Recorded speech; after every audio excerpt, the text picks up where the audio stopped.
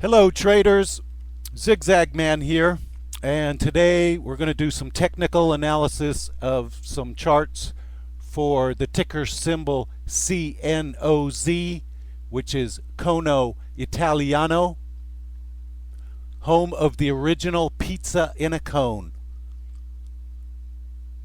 They trade on the OTC QB marketplace, which is almost the top tier on the OTC market. OTC QB means that this tier helps investors easily identify companies that are current in their reporting obligations with the SEC. They have a really cool website. Very state of the art. They have a little video right here. Talks about their products. It's about 3 minutes long. Quite an interesting show they put on here. Very well done production here. Shows they are a class act as far as, people go to a website and they want to see about the company, and when you look at a website this well done, you just gotta go wow. Here's some pictures of their products. This is the About You page. It's a little small, so I copied and pasted it into the other part of the video. A little bit about their cone. They've been featured on AOL in an article, Pizza Marketplace, USA Today, and Yahoo Finance. That's the AOL article. Here's the Pizza Marketplace.com article. They've been featured in USA Today. Okay. They're for real. And on Yahoo Finance. Cono Italiano hits a home run with Centerplate Incorporated.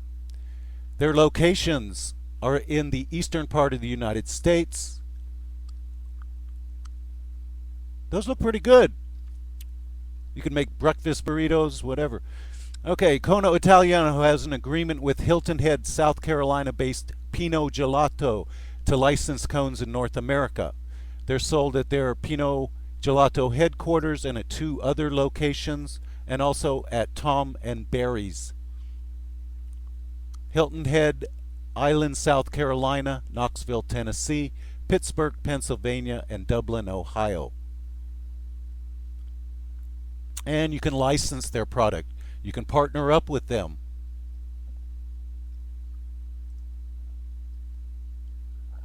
So, sounds like a pretty interesting product. Now here is their What We Do page from their website. I blew it up a little bit so you could see it. I'm not going to read the whole thing. You can pause the video and read it if you would like to, or go to their website. The cones are currently sold in 12 countries throughout the world.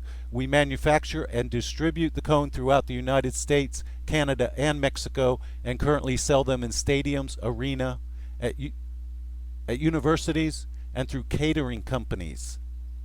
As a publicly traded company, our mission is to be the world's leading consumer products company for foods on the go and fast foods. We seek to produce financial rewards to our investors along with opportunities for growth in the consumer product environment. They have a pretty low share structure here. According to Yahoo Finance, the shares outstanding is 92.36 million, and at the OTC market site it's 92.359 million, so that's a match. It's a very reasonable shares outstanding. The float, according to Yahoo Finance, is 25.61 million. On the OTC site, it is not available, and neither is the authorized shares, which is something I would like to know. But the outstanding shares was updated last Wednesday on April 11th, 2011. Short selling data. There's only 8,608 shares short, and their transfer agent is Old Monmouth Stock Transfer Company Incorporated. Here's their phone number if you would like to call them to get the share structure information. Their SEC filings can be found either at the Yahoo Finance site or at the OTC Market site. And as you can see, they're caught up on their quarterlies. Here was one in June, one 3 months later in August, one 3 months later in November, and their annual report, they said it would be delayed on April 1st of this year, and less than 2 weeks later, or exactly 2 weeks later, they brought it in with their annual report. You can copy and paste that link and read their annual and their quarterlies. Some pretty interesting reading there. Their news can be found either at the OTC site, which is these headlines here, or you can go to the Yahoo Finance site for this stock. I've got that loaded up right here because I wanted to show you a few things. Their pizza cone gets unwrapped on the Food Network back in September of 2010. It's featured on pizzamarketplace.com also in September.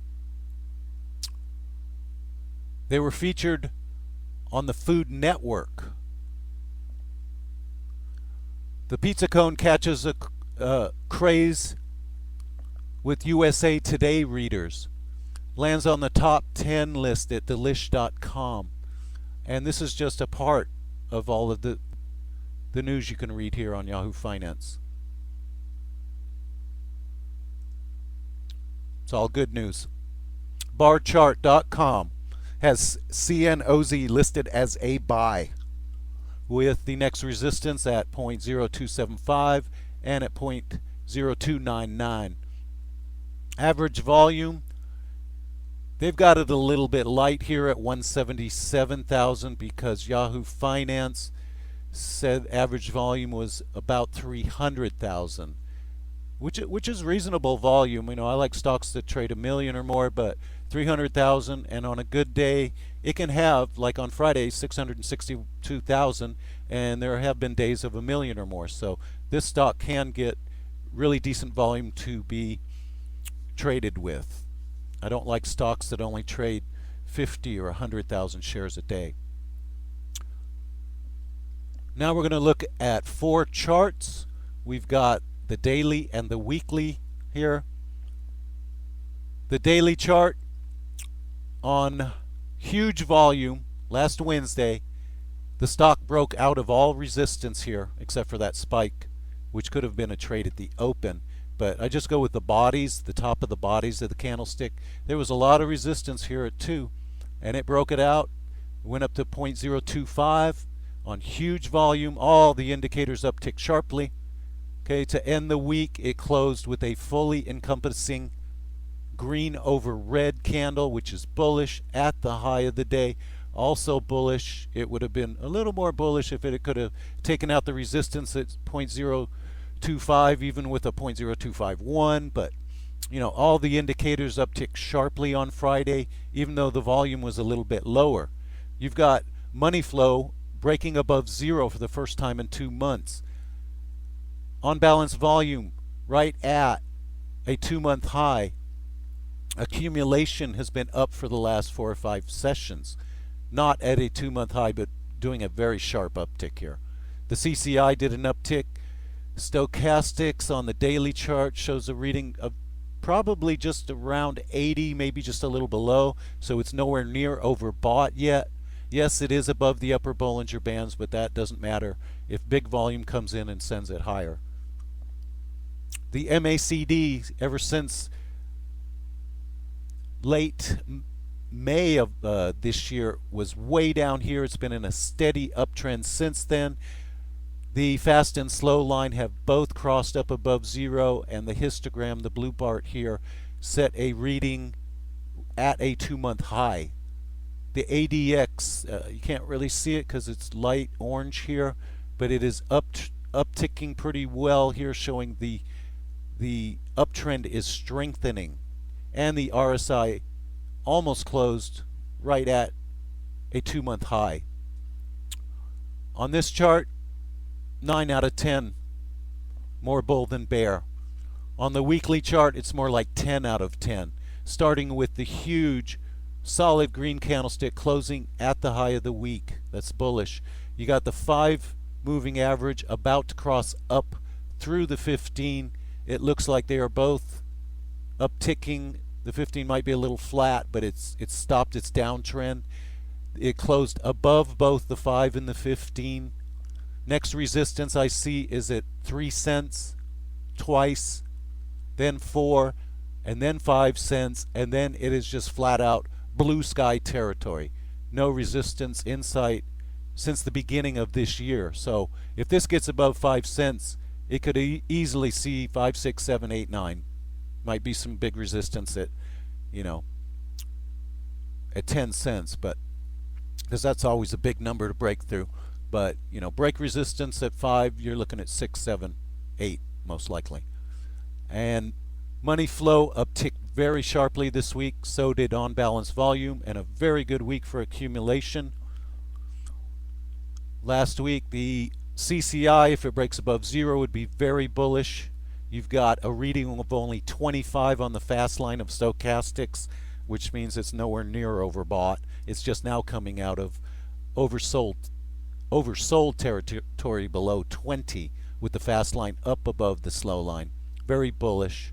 The long-term trend for the MACD since the beginning of the year is nothing but up for the fast and the slow line, and the histogram has been above 0 the entire year. All very bullish. The DIs of the ADX are about to do a bullish crossover, with the DI plus crossing up through the red DI minus. And the RSI is at a year-to-date high on the biggest volume this week ever since March the 7th. So that looks like 8 or 9 weeks. The biggest volume in 8 or 9 weeks. Very, very bullish. 10 out of 10. Bullish. Break above 3, 4, and 5. It's blue sky territory, especially on bigger volume. A week with bigger volume and a break of those resistance, and it's game on, folks. Okay, the 15-minute and hourly charts show it closing at the high of the week. This is a 5-day 15-minute. It looks like a ascending triangle or some kind of bullish chart pattern is forming here, with a flat top and an upsloping trend line for support here. You've got money flow breaking out to a new high for 5 days. On balance volume and accumulation upticked the last half of Friday. Pretty much an uptick all day on the MACD. Some pretty good volume right here, especially on the hourly, that pushed it to the high of the day. And then the next hour was kind of wild, where it opened here and dropped and closed there. Then it opened way up here at 25, dropped to 21, and closed at the high of the week, at the high of 10 trading days, with money flow positive. You got on balance volume and accumulation distribution at the highs of the week. Uptick on CCI, nowhere near overbought. A steady uptrend holding its gains on the MACD, and some pretty good volume here. In order for it to break above 25, you're going to have to see increasing volume like this come Monday or next week, where it's going to take a lot of volume to break it above this 0.025 resistance. But overall, all 4 charts, much, much, much more bull than bear. So keep your eye on this one. CNOZ. It's on my radar for next week, and I highly recommend that you take a look at it. If you click on here, you can see all the posts on Facebook, Twitter, and their videos on YouTube. And of course, explore their website if you got any questions for them. Play around with their website. It's a beauty. So keep your eye on this one. I want to wish you all happy trading next week, and good luck to all.